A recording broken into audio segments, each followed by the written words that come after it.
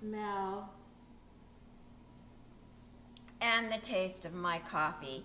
Happy National Coffee Day, Wednesday Glow. We're gonna get tuned in, tapped on, and just excited about coffee, but a good coffee, and blueberries. Yeah, we're gonna see how they go hand in hand. So I'm gonna talk to you a little bit, I had to take another swig, of America's addiction to coffee, the good and the bad. So, am I addicted to coffee? No more. Do I enjoy a good cup of coffee? Yes. I think addiction is when you really can't stop something, and some people just have to have 2, 3, 4 cups a day to keep them going. So, let's talk a little bit about what makes a really good coffee. It all boils down to the roasting process.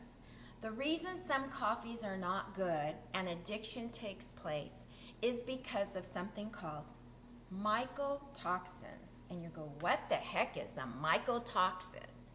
So when the beans are roasted, if they are not roasted properly, and you know, now with manufacturing so fast and everything's go, go, go, and money, money, money, and cut this person and cut that on the production line, if the roasting process is not done correctly, a mycotoxin happens, which is a mold. It's a fungus. And it's so delicate and invisible to the eye that the only way you will know as a coffee drinker that it might be occurring is a terrible acidic taste, or you'll even smell and go, whoa, that coffee smells weird. Chances are you have mycotoxins. So how do you know if you have a good coffee? Check to see what the roasting process is. The one that I like is an amazing Arabic coffee. And in the roasting process of this coffee, they use green tea leaves, yes, organically grown and sourced, put it over the beans along with a very good seaweed leaf that's organically grown. Put it over the beans in the roasting process for 2 to 3 days. And then it's tested. So that in itself, all right, has eliminated the mycotoxins. And then before they're packaged, they're actually tested again. So my addiction of 4 cups of coffee went down to 1 nice coffee in the morning. At the end, I'm going to ask you and remind you, do you think Starbucks is your favorite coffee? Maybe what is yours?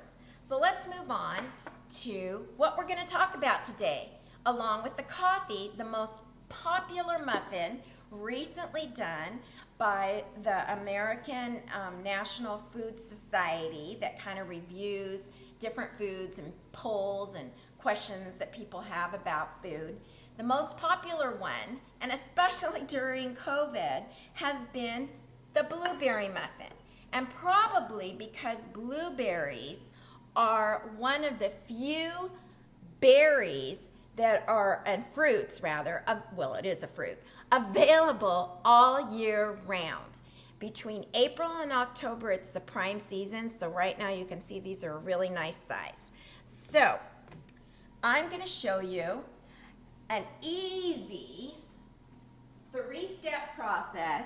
Hi, Karen, for a healthy blueberry muffin.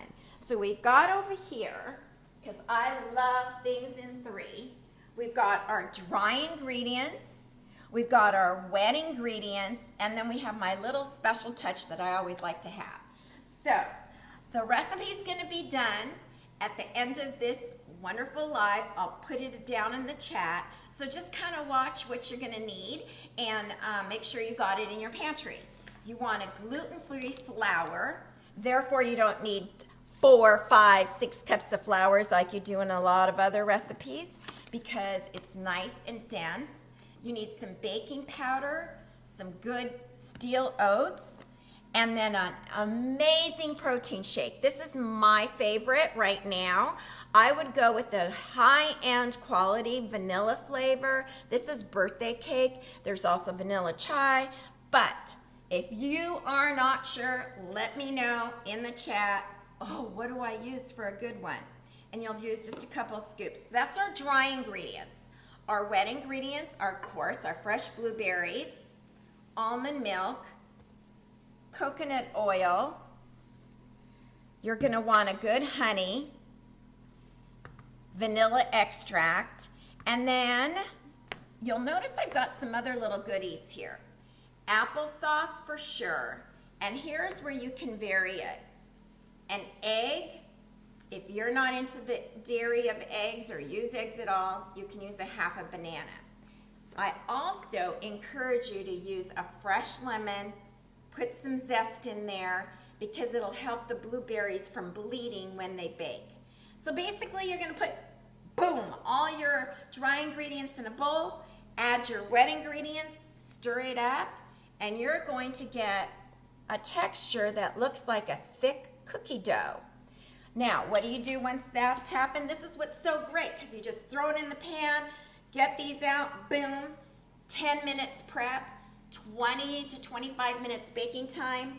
A little tidbit, when you get your cupcake pan, get a really good cooking spray and either spray it right onto the pan, or if you want to freeze these and keep them for later for kids to travel, make sure you have a good cookie paper liner and spray those also because they peel right off and they're really keep well in the refrigerator. So we will take 1 spoonful, put it in here. All you need is 1 nice spoonful. Notice my rubber spatula, it always comes in handy. And what I'm going to show you is my little tidbit trick. I always like to jazz it up a little bit. So I take brown raw sugar, add it with a little bit of vegan earth balanced butter. So you get something like this.